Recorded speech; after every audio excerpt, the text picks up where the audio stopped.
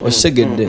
Yeah, because chitwagala okolerera. It is so sad up to now radio Kafai was a digital man yali mulembe guno but up to now gotomanyi radio kati kankubulire senga industry yali set radio moze yomu ku bayimbi mu Uganda abandi badde basinga obugagga even in his dead family and bad day. Yes, sengesa wazineno mamiwe baganda be abana be na buli omu they are living a posh life. Kali tufunyako ku a conversation with the legend as we come to the climax. Henry Tigan, first of all you can borrow a leaf tumunonyeza as a legend to try to compare endongo ya Africa to way midday nemyaka emikadde when we still had the Palm Awards. Where are we going wrong? Where can we better when this all is happening? What is his reaction? Nga a legendary icon. Kasoka tufune conversation ya Henry Tigan then tujje tusibule n'abakulu bano. Oh yeah. Chabyonna discipline is a most rasta man. Buli wobera ne discipline manya buli kimu ogenda kikwasaganya bulungi. Abantu tebasobola kusha wanga weyisiza bulungi. Weyisa obulungi toyina kyovaako. Nate bwe weyisa obubi ofiirwa bingi. So discipline bw'ogigatta ku talent ogenda kubeera undisputed my friend. So legacy yaffe tugikuumirwa neeyisa yaffe ennungi enkwatagana n'abantu ne music omulungi. N'okubudde bwe tutwala nga tuwandiika ennyimba ezo. Music yamwe yali mulungi era ng'abaana ennaku zino bamuyimba n'okuma performing live bamuperforming. Bwe bukyayimba lw'omudamu kyali kikubeddeko because it happens today. Tekisobola kumpisawo bisinga oli asoose n'afuna my consent. N'otava buvyeri n'oluddamu ne weewuliddira muntu asobola ku approachinga n'olaba nga ddala asobola nguwulira asobola okuluddamu ate lwaki nedda. Tulina okwagaliza abaana abapya buli muntu yenna asobola okuba nga asobola ekintu. Ezizo singule nawulira mu bakasiwukira ezange singule saabigendamu ebyo. Ezange z'abaana bange bali kula bajja kuyimba bajja kwetaaga ennyimba ezo nga teri yazigula ku taata. Enyimba z'abavubuka tudezivaako Henry Tigan zaawo tutangazeemu 2 weeks olimba nerukadde nemwe you can come on stage olimba nerufana ng'olwajja mwali muteekamu chemistry not too much chemistry wali odiringa n'abasajja abali talented blessed with talents abantu abatagamba olinganga na music naye kati abaana bangi bajja mu industry olw'okuba yalaba egundi ayimba ayagala akolenga omu Nigeria baagala bakolenga kwegamba abalina be baagala they are wannabes.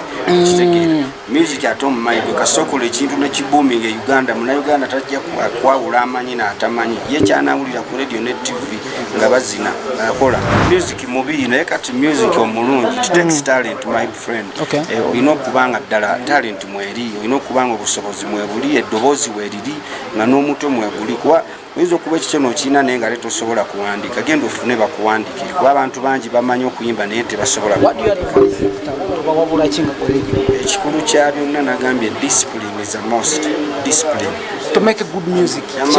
Discipline ekisinza okuboonoona butaba nnyo nampisa kayimba kamu n'atambulira waggulu w'amabaati so mbawabula nti music babakola batekinga time tebapapa okuba bagundi yafumiza tune nange kantekeyo kubanga ojja kumaliza okoze ebintu ebiri afubeki twala obudde kola ekintu ky'owuliranga ne maama wajja kiwulira ebiragalagala just nasangibwa nze ndi musajja wa kabia na ka whisky sijja kwekweka. When it comes to line of njaga tokwatayo mukka n'ebyomukka oba mmindi biki ebyo.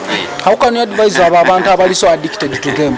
Balina okwebereramu bebereremu mwana kuba kati golowooza okuba sitoyina kukuba miti mukaaga genda kuvaako bro emiti being a star doesn't need okunywa enjaga tekyetaagisa talent yesooka talent ability yo so si miti.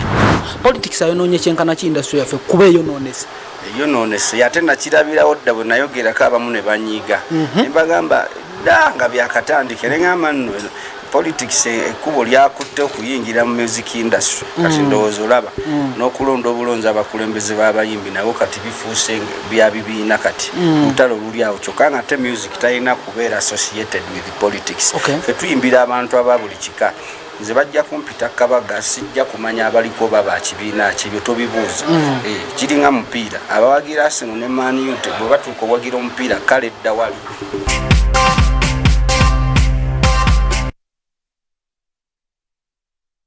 ko ebigenda maaso. Sometimes you need to hear from the legends. No ulira ku mbozi ngeyo. Ku idide ngenda kubeera ku Joma Garden Kinoni. Ngenda beera ne muganda wange Selector Jamil. I'm going to be the MC there, so bafani bange mujje tubeere fena. I'll be there. Selector Jamil Kinoni awo, the best of Selector Jamil. Guys, so concert njagala tuwunzike show budde bunkute. So concert, what is extraordinary ku mulundi guno? What is in handy for us to enjoy? First, the music is too much. From 2018 to today, tutaddewo nyimba nyingi awo. Abagizi baffe tugenda bayimbira nyimba nyingi. Kyemmanyi ne production this time is superb. Yeah, bintu bibadde olaba ku TV ogenda kubirabako. Okay. Obujogoli mubwongedde bingi amazina twayongeddemu amaloboozi mawewule buli kimu obujogoli. Ebintu bipya just imagine music gwe twayimba okuva we twakomokola concert 2018 up to date. Yeah. Just imagine only that kigenda kubeera kipya ebintu birungi